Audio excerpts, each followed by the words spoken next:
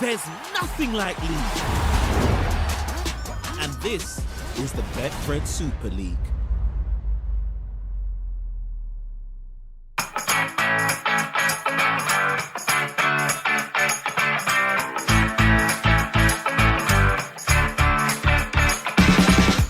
No!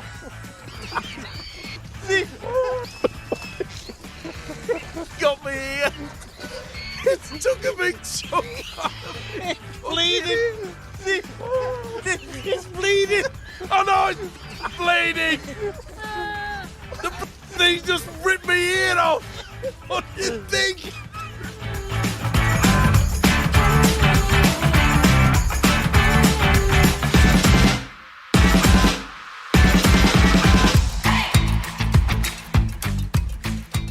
Hello everyone. Now then, what do they say? Better late than never. So welcome along to the first of what I'm sure will be many editions of Eddie and Stevo, the podcast 2023. Once again, we are here supported by our dear friends at Betfred. Sorry to have kept you waiting for this first podcast, but there have been bucket list events to be ticked off, holidays to be taken, issues to be sorted out, but the boys are now back in town.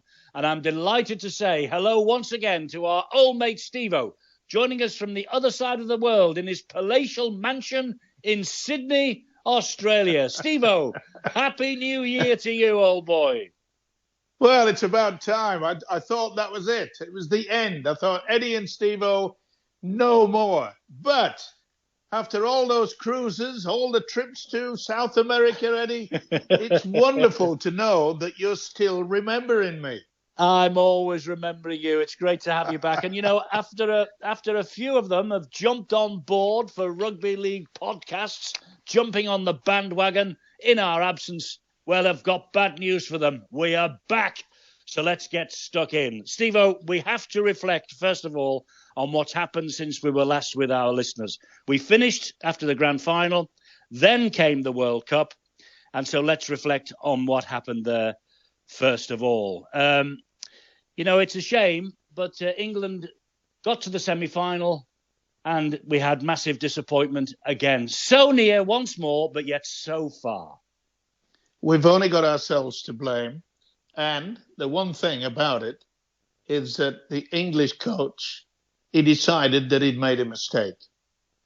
We were there for the semi-final down in London. And I'm thinking to myself, all we've got to do is play fast, open football. We crushed them in the opening game, remember that. But I knew that with all those Penrith players, and of course a couple from Parramatta, that the Penrith players were celebrating. And they celebrated for not just one day, but 3 or 4 days. So they were underdone when they arrived into England. Samoa were not the team that we saw at that first game in Newcastle. And we should, when we got to the semi-final, we should have played open-style football. For some unknown reason, we tried to rough up, tough showing, we're going to be strong. Well, after 10, 15 minutes, we looked tired. I don't know what they'd been doing in preparation, but it looked to me like a team that was not prepared to go into a semi-final like that. Well, as you say, we started the tournament so well, that massive win against Samoa. Yes, okay. You know, the Aussies were celebrating their grand final success. We all know that. We got through to the semi-final. Samoa obviously had a point to prove. We got to golden point extra time. England, they gifted possession to Samoa twice in the first 3 minutes, and then up steps Stephen Crichton for the second attempt, and over it goes, drop goal winner, and we're out. Tragic. So near, as I say, yet so far. The preparation up to that semi-final, for some unknown reason, wasn't right. We tried to rough and tough them. You don't do that in a semi-final. We could see from that first game that we had the ability to keep the ball alive. It wasn't until 10 minutes before the end of the game that we started to realise if we get the ball out wide, we have an opportunity to win the game. But nerves got to it. When it was in extra time, you can't lose possession in extra time situation like that. Sudden death, drop goal, we're out. I can remember, Eddie, that there was a quote given from the coach, and he said, "I know where I went wrong." He didn't say what had gone wrong. He just says, "I know." And the most amazing thing is that I cannot believe that the players who played in that World Cup were requested to make a comment about whether we should keep the coach. Now, I find that amazing that they asked the players whether they should change the coach. Well, this was all in the inquest that began and has now been concluded. And yes, Sean Wayne does have the confidence of his players. It has been concluded now, the inquest, and Sean again has got the nod till the end of 2025 and the next World Cup in France. I'm glad about that, Eddie, because it did a good job. But something went wrong in that final week before the semi-final. He came into the job and COVID struck immediately. He hardly coached the England team for a good number of months. He got them to the World Cup semi-final. We all make mistakes, Stevo, and here he is now with the chance in France in 2025 to right those wrongs. But let me say this. Our leading clubs in Super League must surely start to help him by unearthing more English talent. There was some of the old guard, of course, played in that World Cup last year. They've got to go, haven't they? The Jack Wellesbys, the Lewis Dodds, Mikey Lewises, Jake Trumans, Harry Newman, Harry Smith. There's the future. There's the future. You've got to let the young kids have a go, surely. Yeah. And look, Sean decided that what he wanted to do, he wanted the players that he could feel confident that could do a job. Now he's got a 2.5-year program where he can start looking at all those youngsters that you're talking about, especially Wellesby. And look, down here in Australia, they notice Wellesby. They're trying to grab him. A lot of the clubs down here in Australia would be quite happy to pay him a fortune to come and play in the NRL. He just didn't make an impact against the Penrith Panthers in the World Club Challenge. He's made a huge impact on all the Australian fans and, of course, the Australian clubs. So the money will be thrown at him. And we have to fight, and St. Helens have to fight, to keep him for a long term so that, yes, he can be one of our major players for the 2025 World Cup. Yeah, well, he's contracted to St. Helens until the end of 2025, I understand. So with a little bit of luck, he will certainly be staying until the next World Cup. But, I mean, you touched on that, the World Club Challenge victory for St. Helens. We redressed the balance there, didn't we, after the disappointment of the World Cup. What a performance from the Saints in that match against the Penrith Panthers. And Dodd's Golden Point drop goal and Jack Wellesby's performance, Alex Walmsley's performance. St. Helens, a fantastic effort. They're saying, Stevo, up here, it's the best ever performance by a British club side ever. Yeah, well, they're rating it to, what, was it 94 when Wigan went over and beat Brisbane in the World Cup Challenge on their own soil. And, yes, it was a great match. I thought it was tremendous. You talk about the older players. I thought Roby was outstanding. He just gets better and better, doesn't he? He just gets better and better. Unbelievable. How he controlled things there, his defence, the way that he just organised things. He was amazing. And a lot of the Australian fans, they said, wow, this guy at his age, it just keeps performing. Unbelievable. And it was a wonderful moment, wasn't it? It stunned the Australian fans. I can assure you of that. And Penrith have got no excuses.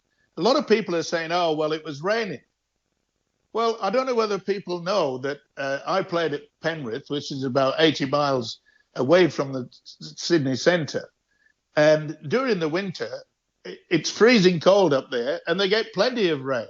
So there's no excuse about the Penrith Panthers saying, oh, if it was a really warm day, then they would have beaten St. Helens. There was no excuse. There's no excuse about it. St. Helens did the right thing. It must have cost a fortune because they went out early. They trained early for nearly a week. Then they played St. George Illawarra as a warm-up game. And that, to me, was the best thing that they could ever have done. Climatize themselves, get them involved into it. The defense was outstanding. The way that they kept the ball alive, especially in the first 20 minutes, it was obviously a great plan. Let's attack Penrith very early. And that's what they did. They got points on the board, and then it was down to defense. And boy, they defended for their life. What a fantastic start to his coaching career for Paul Wellens. I must confess, Stevo, I thought it was a huge risk for him and for the Saints to go down there and take on the Penrith Panthers. They could have come back with their tails between their legs, but they did anything but that. It was a fantastic triumph for the club, for Wellens, for the players. And let's not forget Eamon McManus either. A fantastic triumph for him. The man who has been in charge of that club since 2020. He's built them the new stadium. He's got them to where they are, going now for 5 Super League titles in a row. Well done, Eamon McManus. Yeah, he can stand proud at what is achieved. That's music to our ears, Stevo. It really is. And, of course, because of all that, Saints missed the opening weekend of the Super League campaign. But they came home and they produced the goods against Castleford at the weekend. They are one of 5 clubs now with a 100% start to the new season. Warrington, Hull Kingston Rovers, Catalan Hull, and St. Helens. Saints look again, 2023, they look again the team that everyone's got to get on top of. Well, you've got to look at the players that they've got. And that's another pointer. St. Helens has been one of the few clubs in Super League that has got depth in bringing young players through. Now, a lot of other clubs don't have that same opportunity, maybe don't have enough sort of revenue to be able to attract so many youngsters into the fold.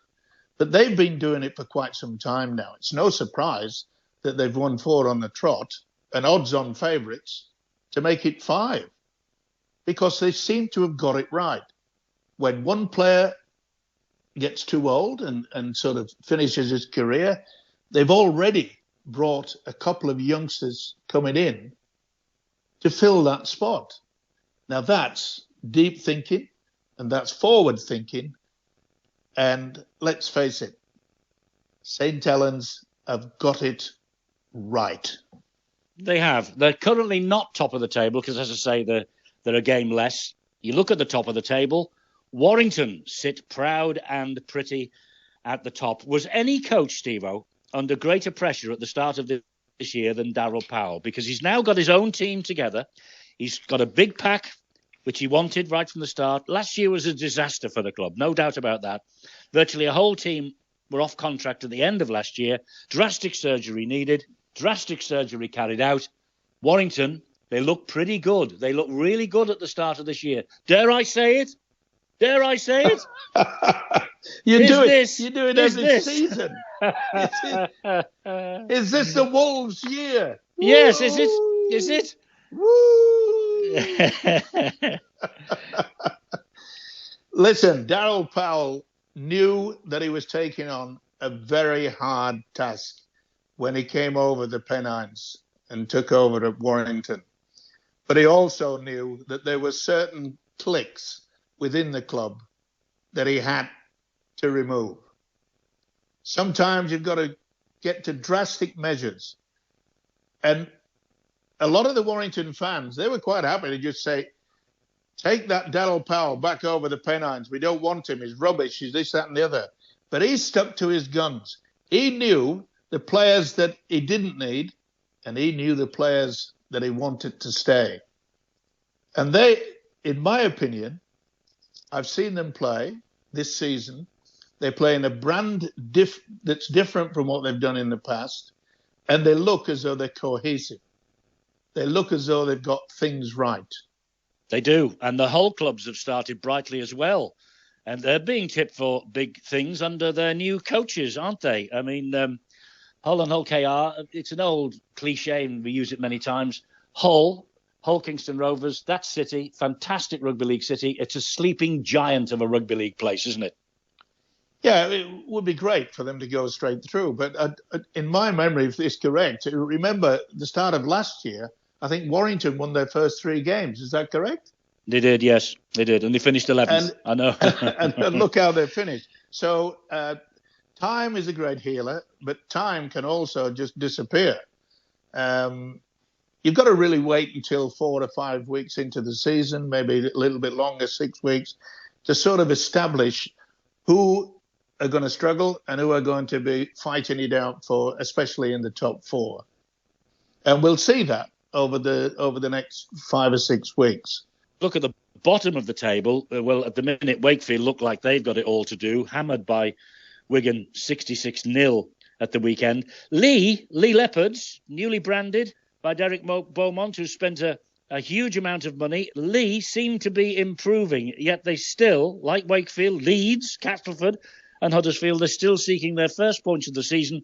But people are saying Lee are going to survive this year. Well, I hope so, because we really need some, like a new blood coming into the competition. I know that they got promoted, etc., and so forth. They've spent a fortune. You know, Mr. Beaumont, I don't know how big his checkbook is, but they've sent out a message that they're going to stay in Super League, and I think they will. When you look through at their acquisitions to the team, they're a good side. And it'll take them a little bit of a while to sort of settle in. But I'm with you. I'd have to point the finger at Wakefield yet again, that they may be relegated. But as we've said before, it's too early to make these to make these suggestions. But here we are. We think that we know everything, don't we, Eddie? Well, we do. And if you look at the Championship, by the way, what a start to the coaching career for Sean Long, Featherstone. Playing great stuff in the Championship. 4 wins from 4, playing really well. Now, they face Bradford on Monday night on telly. It's a big test for them coming up this. If they beat Bradford, I think people will believe that maybe Sean Long has got it right. I think Featherstone will go through the season undefeated. Oh dear, that's a big statement. It is. I've looked at their squad.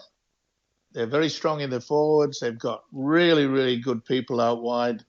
And with a man like Sean Long, you've got to understand, he operated and he did most of everything when he was at St. Helens. And he can pass that on to a team like that. And I'll say it again. I think they'll go undefeated. Now, my only reason for saying that is if they don't get on a Wembley Cup run. Because if he gets on a Wembley Cup run, that could really just knock them back.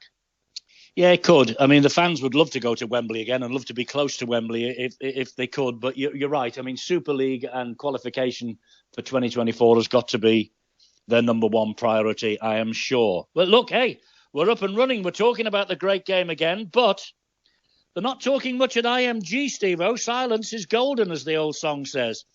There's no TV deal in place yet after this year. I think that's almost unprecedented, that fact. They're keen, IMG, apparently, on going back to licenses, allegedly. A grading of the clubs is due soon. They're reported to be keen on dropping the Super League as the title of the competition. Magic Weekend will be no more after 2023.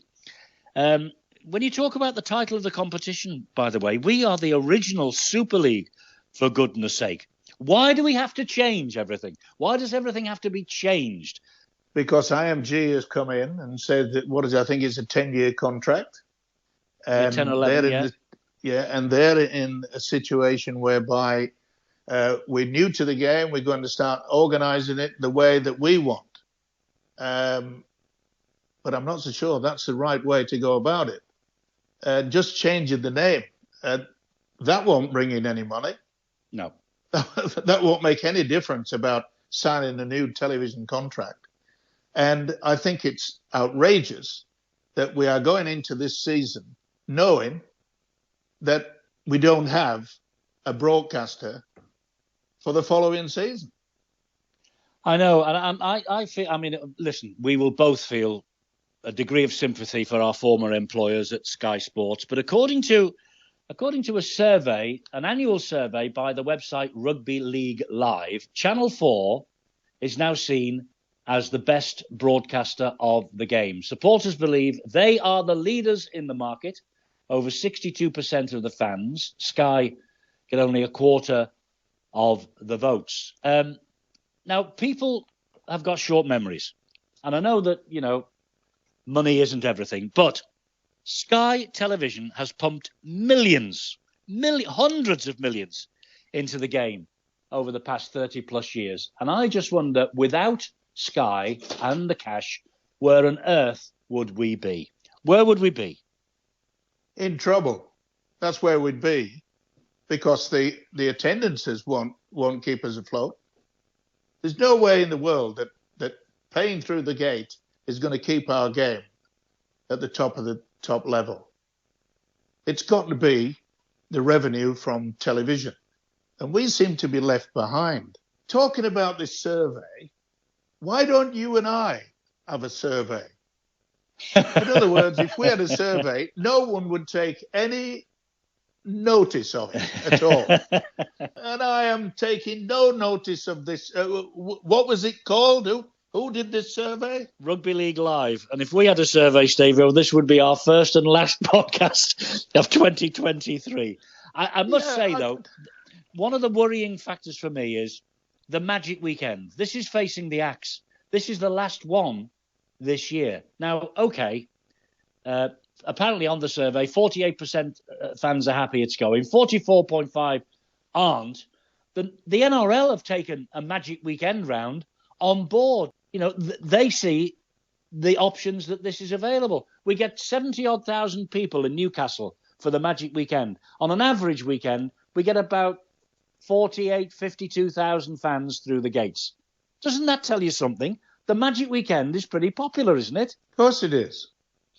We have a great weekend, Saturday and Sunday, up in Newcastle, Magic Weekend, and yet here we are. We're on the verge of suggesting that we get rid of it.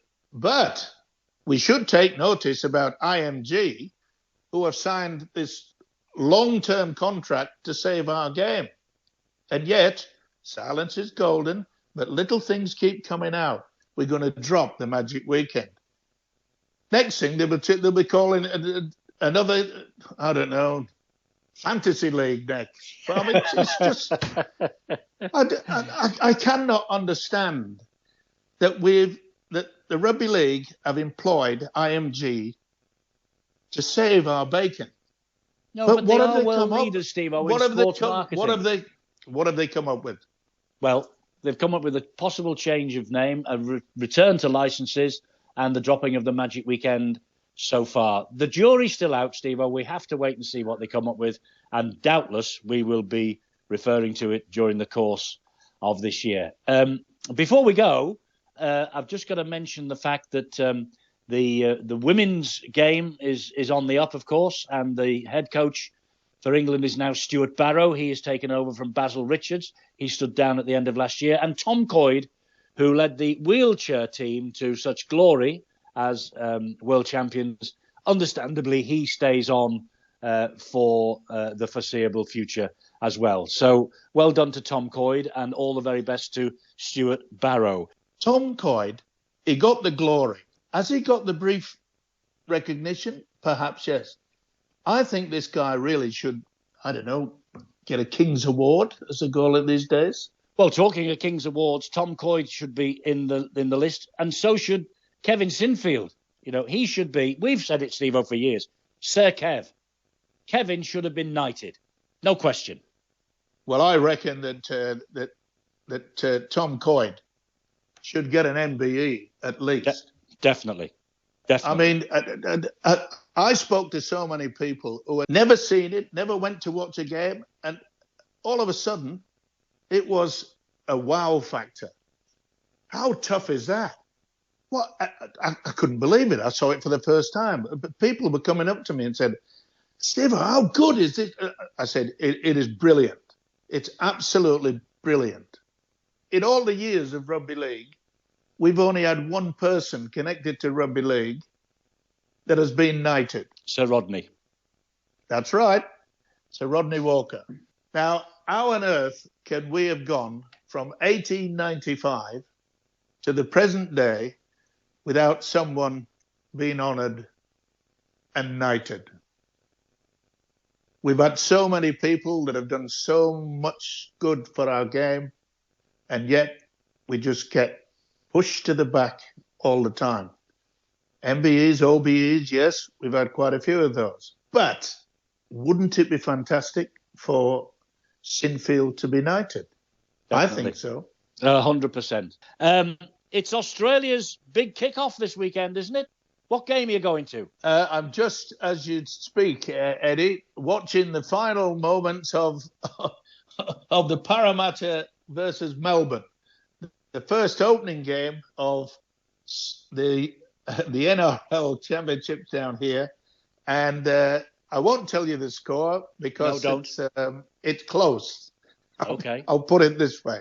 Hey, isn't it good to be back and talking about the game on our podcast? This has been the first edition. We've got lots more to come. We'll talk about AMG, I'm sure, in the weeks ahead. We'll talk about St Helens. Before we go, I want a prediction from you, because you did this last year. You predicted the Super League Grand Final winners. I want you to predict that. I want you to predict who's going to win the NRL in Australia, who's going to win the Cup, and who's going to come up out of the Championship. Off you go. You are the man. Tell us. St Helens. Yep. NRL. Canterbury. Oh. State of origin. New South Wales. Never asked you for that, but go on. I thought I'd throw that in. Challenge Cup. I'll give you a reminder. Challenge Cup. Warrington. Oh, okay. And coming up in promotion? Featherstone. You heard it here first, ladies and gentlemen. That's the first one done and dusted for 2023. Been a pleasure. Been a pleasure. Get the umbrella up, get up to Penrith and watch a match this weekend, Stevo. Great to talk to you. Talk to you next week. Take care, top man.